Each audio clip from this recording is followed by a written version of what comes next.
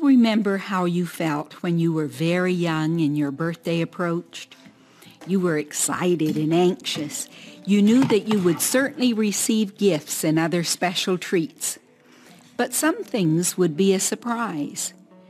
Birthdays combined assurance and anticipation, and so does faith. Faith is the conviction based on past experience that God's new and fresh surprises will surely be ours. Two words describe faith: sure and certain. These two qualities need a secure beginning and an ending point. The beginning point of faith is in believing God's character. He is who He says He is.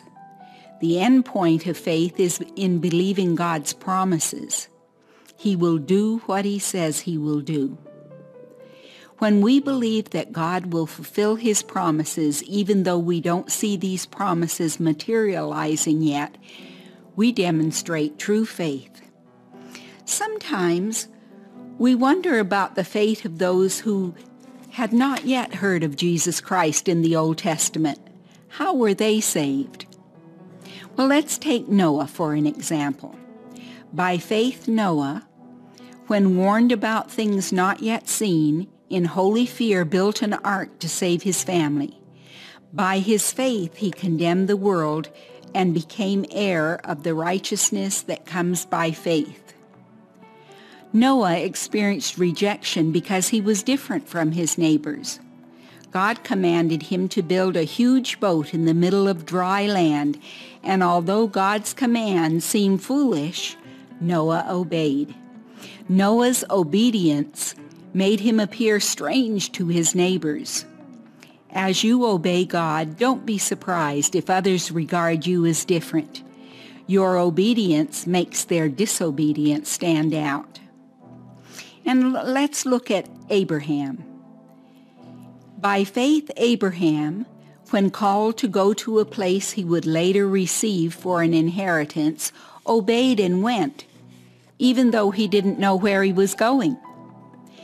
By faith, Abraham, even though he was past age and Sarah herself was barren, was enabled to become a father because he considered God faithful who had made the promise. By faith, Abraham, when God tested him, offered Isaac as a sacrifice. Abraham reasoned that God could raise the dead. So you see that Abraham's life was full of faith. At God's command, he left home and went to another land, obeying without question. He believed in the covenant that God had made with him. In obedience to God, Abraham was even willing to sacrifice his son Isaac. Because Abraham was willing to give up everything for God, he received back more than he could have imagined. As in Abraham's case, what we receive, however, is not always immediate, nor is it in the form of material possessions. Material things should be among the least satisfying of rewards. Our best and greatest rewards await us in eternity. Many others are mentioned in Faith's Hall of Fame, Hebrews 11. These were all commended for their faith, yet none of them received what had been promised. God had planned something better for them so that only together with us would they be made perfect. These mighty Jewish heroes did not receive God's total reward because they died before Christ came. In God's plan, they and Christian believers would be rewarded together. There is a solidarity among believers. Old and New Testament believers will be one body of Christ, with all of those who are alive and with all those who ever lived believing in God's promises. So how is your faith? We are looking ahead in Earth's history, and it seems that a lot of heartache and destruction is about to come on the earth.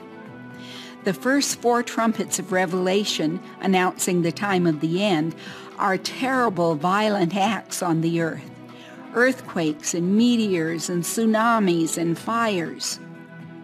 Jesus said, "For then there will be great distress, unequal from the beginning of the world until now, and never to be equaled again. If those days had not been cut short, no one would survive."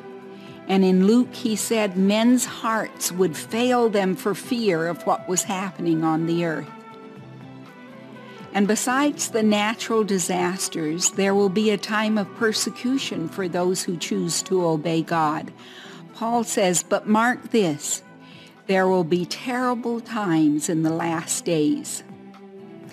People will be tested in their faith that God will always see them through. God does not promise to take us out of trouble, but to always see us through.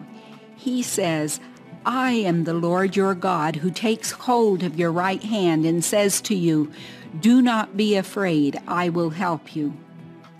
Paul compared the Christian life to a race. The body has to be conditioned and trained, the mind prepared. Everything must be brought into subjection, and then the eyes must be fixed on the finish line. Peter was concerned that the early Christians would become discouraged and lose sight of the finish line. Scoffers would taunt them and say, "The second coming? People have talked about that for 2,000 years. Where is he?" They would lose their faith in the sure promise of God. But in just a very little while, he who is coming will come.